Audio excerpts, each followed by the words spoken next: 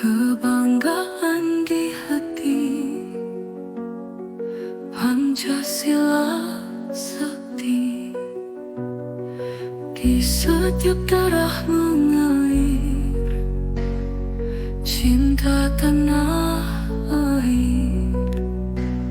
Semua bersatu padu agar bangsa maju.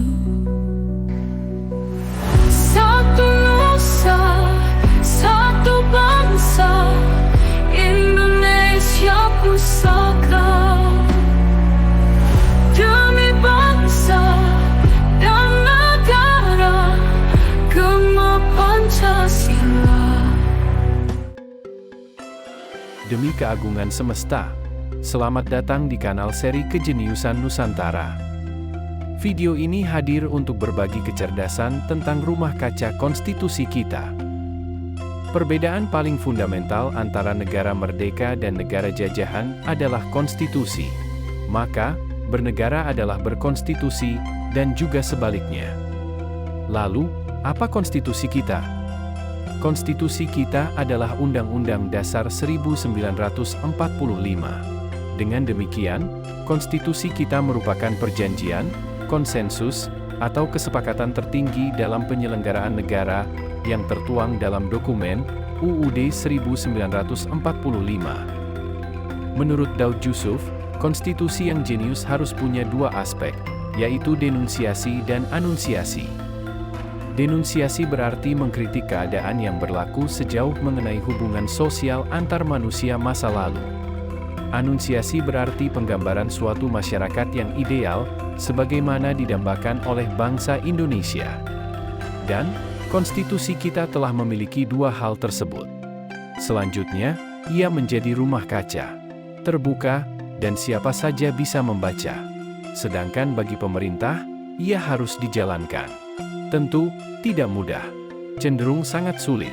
Itulah gambaran bagi upaya merealisasikan ekonomi politik yang berbasis konstitusi. Padahal, di negara manapun, konstitusi merupakan perangkat peraturan tertinggi yang menjadi dasar setiap kebijakan negara. Konstitusi mengatur ideologi, politik, sosial, budaya, pertahanan, keamanan, pendidikan, HAM, agama, kebudayaan, dan ekonomi. Dalam bidang ekonomi, diatur sejak soal penguasaan dan kepemilikan kekayaan sumber daya alam, hak milik perorangan, hingga peran negara dan perusahaan negara, BUMN, dalam kegiatan usaha yang berujung pada kemakmuran bersama. Karena itu, selain menjadi konstitusi politik, UUD 1945 sesungguhnya merupakan konstitusi ekonomi. Ia menjadi rujukan utama dalam setiap kegiatan kenegaraan, kemasyarakatan, serta kegiatan usaha. Semua kebijakan ekonomi Indonesia yang dituangkan dalam bentuk undang-undang tidak boleh bertentangan dengan UUD 1945. Dengan demikian, dalam negara Pancasila, ketergantungan, atau utang, ketimpangan, dan kemiskinan berbanding lurus dengan konstitusi. Jika konstitusi kita dahsyat karena direalitaskan dalam kebijakan publik, maka kemiskinan dan turunannya akan hilang. Juga sebaliknya. Pertanyaannya, bagaimana aksiologi kolonial dalam usaha stabilisasi perampokan SDA negara postkolonial? Dengan melakukan tiga hal penting. Pertama, mendesain mental kolonial. Kedua, mendesain nalar kolonial. Ketiga, menafsirkan konstitusi secara kolonial. Kita tahu bahwa konstitusi suatu negara ditegakkan untuk membentuk tatanan negara yang berlandaskan hukum, keadilan, kesejahteraan, dan kebahagiaan untuk semua warga negara, tanpa pandang bulu. Konstitusi memuat sendi-sendi pokok hukum dan aturan yang bersifat fundamental, mengikat bagi terselenggaranya dan terjaminnya cita-cita bersama. Jika kita belajar konstitusi, itu berarti kita belajar tentang hukum, cita-cita, target, roadmap, dan tatanan suatu negara yang harus dikerjakan oleh semua warga negara. Karena itu, bernegara adalah berkonstitusi. Tanpa konstitusi, tak ada negara.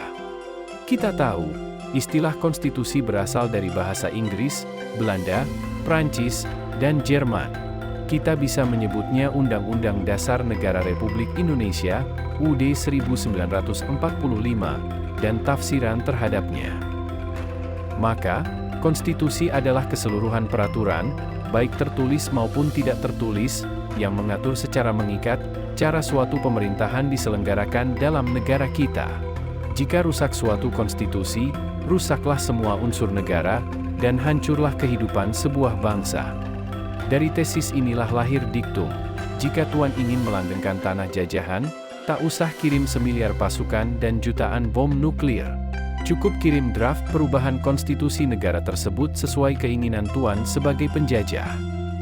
Kini, sudah beberapa dekade, proses itu dijalankan oleh para penjajah internasional dengan bantuan para pengkhianat lokal. Karena itu, pertempuran untuk legalisasi, sebagai kelanjutan dari revolusi mental dan revolusi nalar, harus kita fokuskan pada revolusi konstitusi. Mengambil kembali konstitusi adalah mengambil kembali negara. Program ini dikerjakan agar kehidupan kenegaraan dan kewargaan kita sesuai dengan cita-cita negara dan janji proklamasi, serta menjamin kesejahteraan, keadilan, dan kebahagiaan bagi seluruh warga negara. Fokus revolusi konstitusi ini dapat dimulai dengan amandemen terhadap 11 UU produk neoliberalis, yaitu UU Devisa Bebas, UU Perbankan, UU BI, UU Pasar Modal, UU PMA, UU Migas, UU Minerba, UU BUMN, UU UMKM, UU Ketenagakerjaan, dan UU Jaminan Sosial. Yang lain menyusul sesegera mungkin. Jika kita kalah dalam revolusi 11 UU ini, maka dalam perang besar kedaulatan dan kemandirian, kita akan hancur binasa. Ingatlah, sejak dulu kaum bejat kolonial telah menciptakan 3 medan pertempuran untuk menstabilkan penjajahan, yaitu pertempuran pemikiran, pertempuran legalisasi, dan pertempuran kedaulatan. Dengan demikian, pada 11 UU itulah arsitektur ekopol kolonial dipastikan kehadirannya. Teori kurs direalisasikan, kesenjangan dilegalkan, kebodohan disyukuri, kejahiliahan disembah, krisis dimetodakan, utang dipraktekkan, ekonomi bayangan dilanggengkan, dan ketergantungan diilmiahkan. Singkatnya, kita harus menyadari bahwa perang hari ini tidak lagi menggunakan senjata, melainkan cukup dengan kertas, atau uang, dan pena, atau undang-undang. Pada rumah kaca konstitusi kita, nasib semua warga negara ditentukan. Semoga kita semua segera siuman dan melawan. Mari menangkan Pancasila.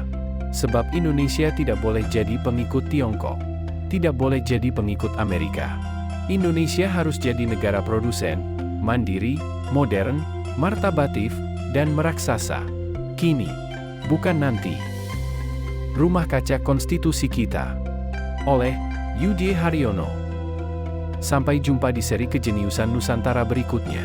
Salam Indonesia. Untuk ibu